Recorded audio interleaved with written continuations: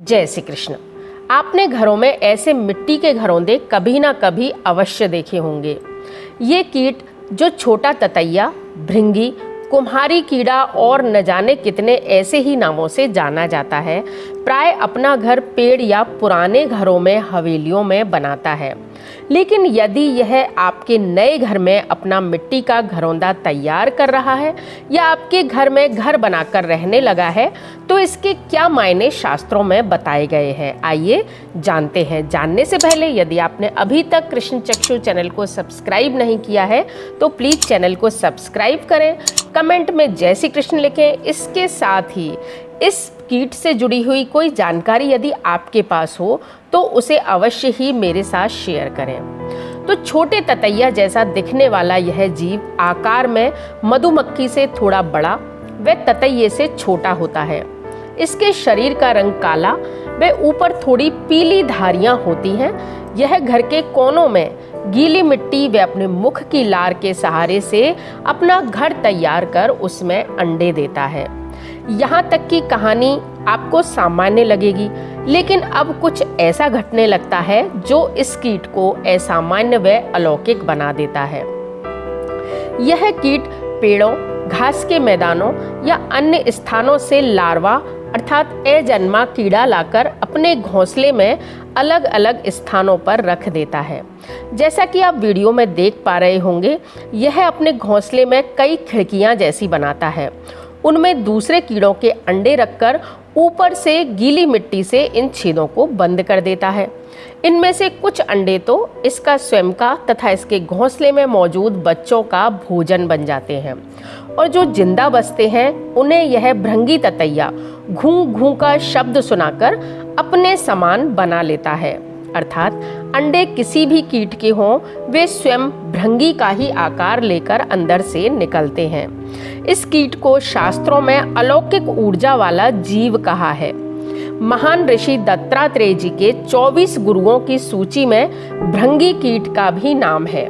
रहीमदास जी, कबीरदास जी, अनेकानेक शास्त्रों व संतों ने भृंगी की महिमा को गाया है। इसी कारण वास्तुशास्त्र में इस कीड़े का घर में आकर स्वयं का भवन निर्माण करना अत्यंत शुभ माना जाता है। यह घर में खुशहाली व नए कार्यों की सूचना देता है।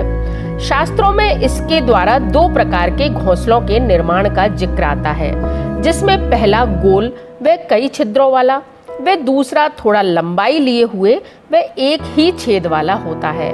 लोकाचार में स्त्रियां इससे नवजात शिशु के बारे में पता लगाती थी कि घर में आने वाली अगली संतान बेटी के रूप में आएगी या बेटे के रूप में। ऐसी मान्यता है कि कई छिद्रों वाला घर बेटी तथा एक छिद्र वाला घर बेटा होने की सूचना देता है। इस कीट में भाग्यशाली स्थान व सकारात्मक ऊर्जाओं के केंद्र को भांप लेने की क्षमता होती है।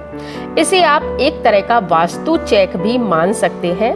यह घर बनाकर मानो आपकी घर की पवित्रता का संकेत देता है। ये कीट डंक मारने की क्षमता रखने के बावजूद भी कभी किसी को काटता नहीं है। यही कारण है कि इसे शुभ तथा अत्यंत भोले कीड़े की संज्ञा दी गई है। यह कीट यदि आपके घर में अपना घर बना रहा है तो इसे बनाने दीजिए, क्योंकि अब आपके जीवन में अवश्य ही बड़े ही महत्वपूर्ण बदलाव आने वाले हैं। आपके सपने पूरे होने लगते हैं। घर में नया मेहमान व धन समृद्धि की आवक भी होने लगती है। इसके अलावा एक बहुत महत्वपूर्ण बात जो आप नहीं जानते होंगे कि इस कीट की लार व मिट्टी से बना यह घर कई आयुर्वेदिक दवाइयों में भी काम आता है। इसकी मिट्टी को कभी फेंके नहीं। आंख में होने वाली फुंसी, जिसे गोहरी या बिलनी कहा जाता है, उस पर यदि इस मिट्टी का लेप किया जाए तो 3 बार के लेप से वह गोहरी या फुंसी ठीक हो जाती है। यदि किसी व्यक्ति के बाल अधिक झड़ते हैं तो गंजेपन में भी इस मिट्टी का लेप लगाकर सूखने पर धोने से बाल उगने लगते हैं। हजारों दवाइयों में इसके घर का व इसके मुख की लार का प्रयोग होता है। तो भूल कर भी इस कीट का घर न तोड़ें। यह स्वयं घर छोड़कर चला जाए तब आप इस मिट्टी को अपने उपयोग में ले सकते हैं। तो कैसी लगी आपको यह जानकारी? यदि वीडियो अच्छा लगा हो तो प्लीज़ लाइक, शेयर और सब्सक्राइब जरूर करें। धन्यवाद। जय श्री कृष्ण।